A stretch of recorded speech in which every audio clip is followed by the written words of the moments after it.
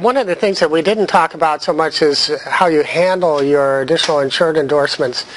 These are critical because that is not only the evidence of your insurance, but it creates the insurance. An insurance certificate, an Accord certificate, looks beautiful. It's got a lot of numbers in it. It's got an identification of the insurance carriers in it. It suggests to you that you have an insurance policy, but until you see an endorsement that actually changes the policy, the certificate means nothing. It's basically a representation by an insurance broker that says that we will have placed this insurance that has you as an additional insured on it.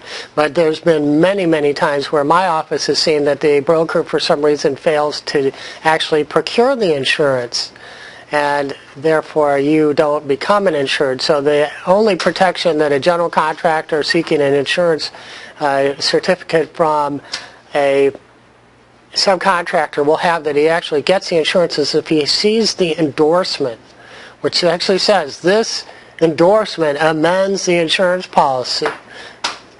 And especially what we're talking about is with respect to who is an insured. An insured is so-and-so. Hopefully your client's name is specifically written on the endorsement. You get a copy of it.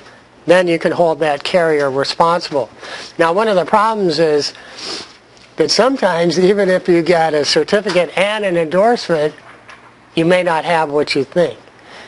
We've seen major sophisticated general contractors actually going bare, unbeknownst to them, on huge projects. We had one up in a resort area in Northern California, a major claim, where the general contractor's insurance program ended up paying over half of the loss because its failure to make sure that all of the subcontractors that were actually putting the work in place had the required insurance. We had over 50 subcontractors on this project. If we had 50 subs with the required $5 million level of insurance, we would have had $250 million worth of insurance to work with. We didn't. And so part of the problem was that the general contractor failed to ensure that all of the subcontractors provided all of those certificates and endorsements that were called for under their contract documents. Why not? Well, because our processes and procedures didn't require somebody to make sure that before that subcontractor stepped foot on the job, that paperwork is in place. Now, to give some credit to the staff, they did do that on a number of subcontractors. But what we found was that some of the subcontractors who our general didn't work with before, didn't know them, have turned out to be some rather shady subcontractors. In fact, we found on more than one occasion where a sub had taken a certificate from a different subcontractor and whited out the name of that contractor, put in their own name, and submitted it to us as their insurance proof. And our people accepted it and didn't realize there was a problem until my office comes along and tenders the defense of a claim to that subcontractor's supposed carrier, and the carrier comes back and says, either we don't have that policy number doesn't exist, or we also found one where the carrier said, well, we have that policy, but the name insured on the policy is an electrical contractor and not the plumber who you're telling us is supposed to be our named insured.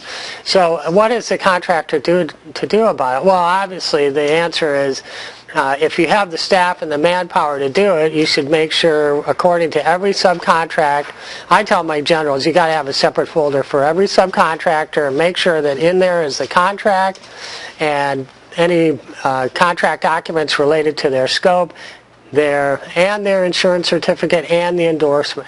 That carrier makes sure all that paperwork's in order and signed before that subcontractor ever steps foot on the project. Well, what if you don't have the staff to do that? And what if your staff isn't adequately trained? You've got a problem. Well, friend of mine, Don Burry, has put together a company that does that for you. And it's part of his company called Insurance Cost Reduction Services. He's got a website, www.insurancecontrols.com. That's the place to go to check out the service. I'm recommending it to my general contractors. It's a low-cost alternative to having your own full-time staff do it. Don's expert in knowing exactly what these coverages are, what the endorsements mean, what they don't mean.